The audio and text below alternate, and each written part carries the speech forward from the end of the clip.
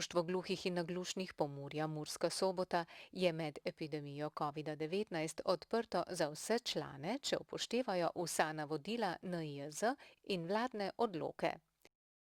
Izvajajo prilagojeno osebno asistenco, na željo članov pa dostavijo karkoli. Z masko in zdrava oseba potrka ali pokliče po telefonu in lahko vstopi v društvo, ker mi znotraj pa delamo normalno naprej.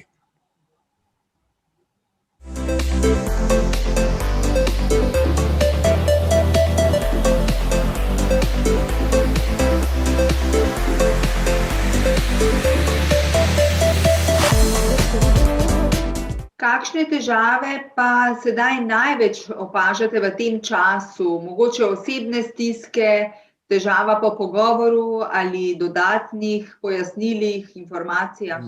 Nekako je prišlo do tega, da je potreben pogovor, da je tega pogovorov manj se družimo.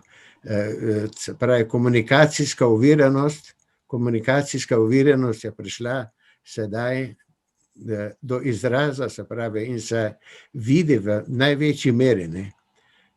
V domačem krogu, nekateri so sami, nekateri so drugi, ni, se pravi, nekih pogovorov in človek je družbeno bitje in je potreba in pa interes, da se družijo, da se pogovarjajo najbrž v tem kritičnem času covida najbrž večja, ne. Jaz pričakujem, da ko se bodo vse zadeve, končale, da bodo obvladljive, ko bomo lahko društvo odprli tudi za obiske, tudi za druženje, da bo tega druženja dosti več in da bodo poskušali najbrž nadomestiti to, ta izgubljeni čas, praktično izgubljeno.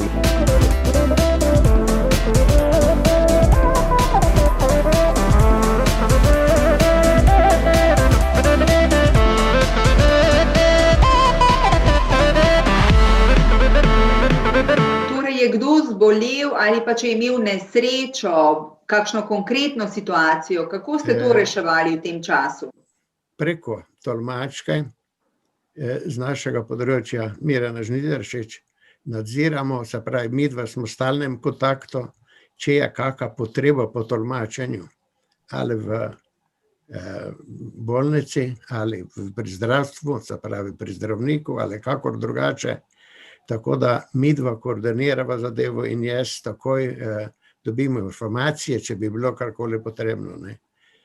Tudi dogovor je, da me pol ali tolmačka obvesti ali svojci, če bi bilo karkoli potrebno posredovati oziroma narediti, ne.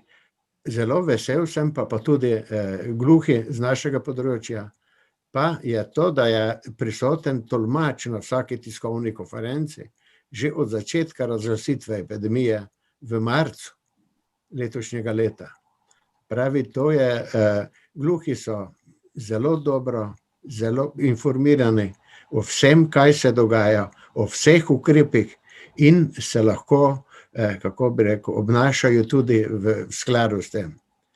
Ta prisotnost tolmača je neprecenljive vrednosti. Upam, da bo še na kakih drugih priložnostih in bo tolmač, bi rekel, tudi na kakih drugih konferencah tudi prisoten, ne. Pogrešamo pa podnapise, ne. Podnapise za naglušne in tudi za gluhe bi bili dobri podnapisi.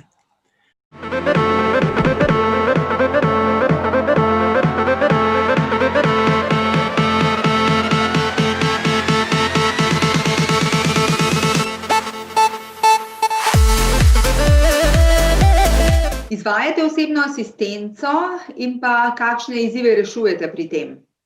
Vse delujemo tudi osebno asistenco, ostale druženja v skladu z navodili. Nekako smo mnenja, da smo prekinili tiste zadeve, kjer niso nujne. Pridemo na poziv, če je potrebno priti, gremo, toliko, se pravi, zmanjšali smo zaradi tega, da niso izpostavljeni ti naši izvajalci in pa tudi sami posamezniki, ne. Tudi možno je, da bi nekdo od nas prinesel preko okužbo oziroma od tam pa prinesel sem, ne. Tako da smo se izogibamo tega, kot sem že prej rekel, gremo kaj, zanj smo dostavili, baterije smo dostavili, zdravila smo dostavili, če karkoli potrebnega, to naredimo, toliko se izpostavimo, ampak pretirano pa ne. Če ni nujno, se ne, se pravi, izvajanje osebne asistence je edino v skladu z dogovorom in skladu s potrebami.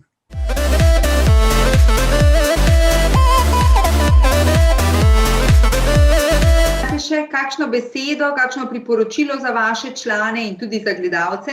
Kaj posebej ne, jaz pozdravljam vsakega člana našega posebej, kakor tudi vse v celotni Sloveniji, gluhe, naglušne in kaj bi drugo rekel, pazite nase, v upanju, da bo epidemija in pa COVID čim prej obvladljiv, da se bomo lahko naprej družili in kako rekli.